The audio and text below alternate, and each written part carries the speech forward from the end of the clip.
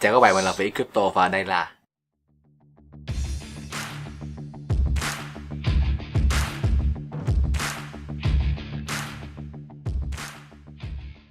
trong bài hướng dẫn ngày hôm nay thì chúng ta sẽ học cách cài địa chỉ email trên máy tính Windows và điện thoại Android.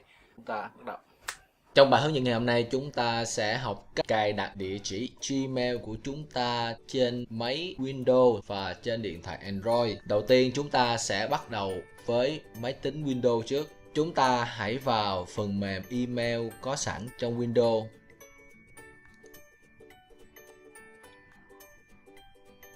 Các bạn chọn Google,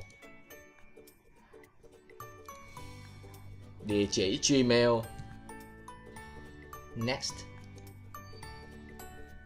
password của Gmail, Next. Các bạn cuộn xuống, chọn Allow. Các bạn gõ xin chào, bấm Sign In, bấm Done.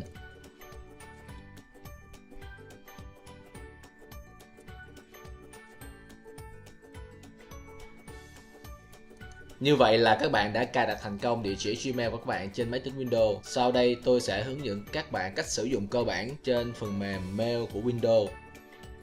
Inbox là hộp thư đến, nơi mà các bạn sẽ nhận tất cả email gửi tới địa chỉ Gmail của các bạn. Các bạn có thể bấm vào More. Trong More mình có Send Mail. Send Mail là hộp thư đi. Để khởi tạo một email mới, chúng ta bấm vào New Mail. Trong mục To, các bạn nhập địa chỉ email của người nhận. Subject là tiêu đề của email và nội dung của địa chỉ email. Sau khi các bạn đã soạn thảo email thành công, các bạn bấm vào Send. Các bạn quay trở về More, Send Mail. Và các bạn thấy rằng là email mình vừa mới gửi đã nằm trong Send Mail, có nghĩa là email của mình đã được gửi thành công. Vậy là chúng ta đã cài đặt thành công địa chỉ Gmail trên máy tính Windows. Và tiếp theo các bạn hãy mở điện thoại Android của các bạn lên. Các bạn vào phần mềm email có trên điện thoại Android. Nhập địa chỉ Gmail, bấm tiếp. Bấm nút tiếp theo. Nhập mật khẩu của Gmail. Bấm nút đăng nhập. Các bạn cho phép điện thoại nhớ thông tin đăng nhập Gmail. Các bạn cho phép Google.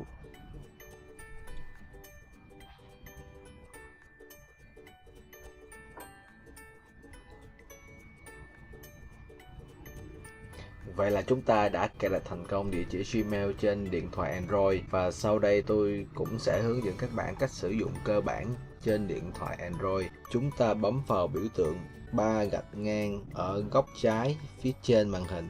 Ở đây chúng ta có hộp thư đến, đã gửi. Chúng ta quay trở lại hộp thư đến. Để tạo một email mới, chúng ta bấm vào biểu tượng tạo email ở góc phải bên dưới màn hình.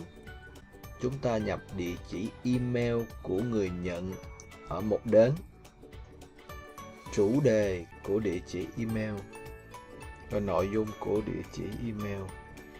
Sau khi các bạn đã soạn thảo thành công, các bạn bấm nút gửi. Các bạn quay trở về mục đã gửi. Email chúng ta vừa soạn thảo đã nằm trong mục đã gửi, có nghĩa là email của chúng ta đã được gửi thành công.